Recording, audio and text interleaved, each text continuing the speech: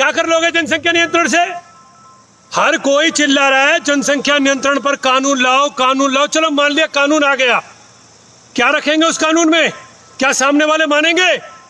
जब ये बात नहीं उठी, जब 1956 में हिंदू मैरिज एक्ट बनाया गया, तब आपके मुंह सिले हुए थे क्या? जब आपसे ये कहा गया कि हिंदू सिर्फ एक विवाह करेगा, तब क्यों नहीं तय किया गया कि मुसलमान और बाकी धर्म के लोग इस देश में जो भी रहेगा वो सिर्फ एक ही शादी करेगा और उसके बच्चों की संख्या लिमिट होगी? मान लो तुमने 2 बच्चों का नियम बना भी दिया कि भाई हिंदू शादी करे या कोई भी शादी करे 2 बच्चे पैदा करेगा। अरे जो 4 औरतों से शादी कर रहा है वो तो 8 तो अपना पैदा करेगा, हमसे 4 गुने तो वैसे ही हो गए। फिर किस बात का रह जाएगा जनसंख्या नियंत्रण कानून? सबसे पहले जरूरी है यूनिफॉर्म सिविल कोड, अर्थात इस देश में रहने वाला हर व्यक्ति कानून के अंदर होगा, संविधान के अंदर होगा। देश का संविधान सभी के धर्म की पुस्तकों से ऊपर है। पहले संविधान, उसके बाद आपकी धार्मिक पुस्तकें आती हैं। जो संविधान को नहीं मान सकता वो इस देश की धरती पर है क्यों? वो यहाँ के सिस्टम में क्यों है? उसे निकाल कर वहां भेज दो जहां वो अपने धर्म को मान ले। यदि आपको हिंदुस्तान में रहना है तो आपको संविधान को मानना होगा और संविधान में जरूरत है ये तय करने की कि यूनिफॉर्मिटी के साथ सभी पर कानून लागू हो। और तुम क्या जनसंख्या की बात करोगे? एक बात मुझे बताइए, अब मैं जरा बाबा भवंडर की तरह बात करता हूं आपसे। तुम लोग ये कहते हो कि भाई हम दूसरों की जनसंख्या रोकना चाह रहे हैं और वो तो अपनी जनसंख्या नहीं रोकेंगे, तो तुम क्या कर लोगे? तुम्हारे अंदर दम नहीं 1 से 2 बच्चे पैदा करने का, क्योंकि तुम्हें वो औलाद चाहिए जिसके पैरों के नीचे मखमल हो और जिसके सोने के नीचे मखमल के गद्दे हो, जिसे सोने के लिए एयर कंडीशन चाहिए, जिसे चलने के लिए 50 लाख की गाड़ी चाहिए। तुम्हें सुख सुविधाओं के साथ खुद जीना है और अपनी औलाद को जिलाना है। तुम्हारी यही इच्छा हमारी जनसंख्या को रोक रही है।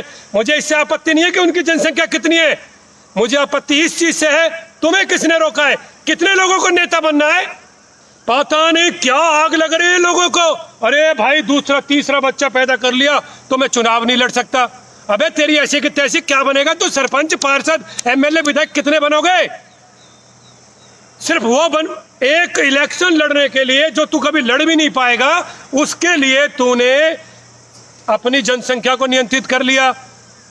तू ये सोचता रहा कि मैं तो एक पैदा कर लूंगा और उस एक से ही सारा काम हो जाएगा।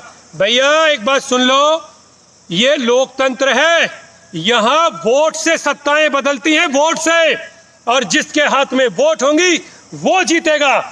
तुम्हारे और मेरे से नहीं जीतेंगे लोग।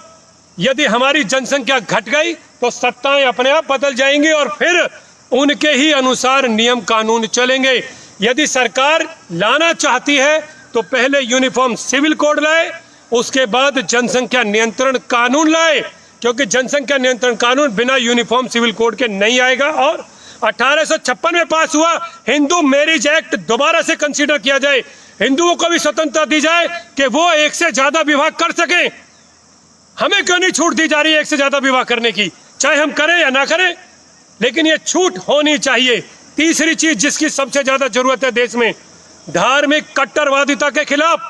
वो कट्टरवादिता चाहे मुस्लिम धर्म में हो, हिंदू धर्म में हो, ईसाई धर्म में हो, देश के किसी भी धर्म में हो, कट्टरता के लिए कोई स्थान देश के संविधान में नहीं होना चाहिए। जो कट्टर है ना उसको तो कट्टे में भर के बांध दो और डाल दो काल कोठरी में कि यहीं बैठ। जो कट्टर है उसको कट्टे में भर दो, तभी देश का संविधान बचेगा, तभी इस देश में लोकतंत्र जीवित रह सकता है। बाबा भवंडर ने कानून की मर्यादा में रहते हुए अपनी सभी बातें रखी है। मैंने आपको अपने अधिकारों को पहचानना सीखो। आज के मौजूदा लोकतंत्र में 100 में से 25 आदमी जिसके पक्ष में खड़े हैं ना, वो चुनाव जीत रहा है। तो आप सोच कर देखिए कि आगे चलकर क्या होने वाला है। आपने देखा ना क्या हाल हुए बंगाल के चुनाव के बाद, और क्या हाल होगा जब योगी आदित्यनाथ यूपी में हारेगा। तब देखना कि क्या स्थिति 2022 के बाद बनेगी। अगर आपने धर्म के जातियों के ऊपर लड़ना बंद नहीं किया तो देश का लोकतंत्र तो खत्म होगा ही होगा। उल्टा सत्ताओं पर वो लोग बैठेंगे जो लोग चाहते ही नहीं कि देश के मौजूदा धर्म समग्रता के साथ रह सकें। जो ये बोल रहे हैं ना कि वैक्सीन नहीं लगवानी है, वही असदुद्दीन ओवैसी सबसे पहले वैक्सीन लगवा कर बैठा है। सोच कर देखना कि ये किन लोगों को भड़का रहे हैं। आप सभी ने बाबा बावंडर की सुनी, फिर से कह रहा हूं, आखिरी क्लोज करने से पहले कुछ भी करना, सबसे पहले यूनिफॉर्म सिविल कोड, उसके बाद जनसंख्या नियंत्रण, ये दो मुद्दे होंगे 2022 यूपी चुनाव के, और यही दो मुद्दे होने चाहिए 2024 चुनाव के।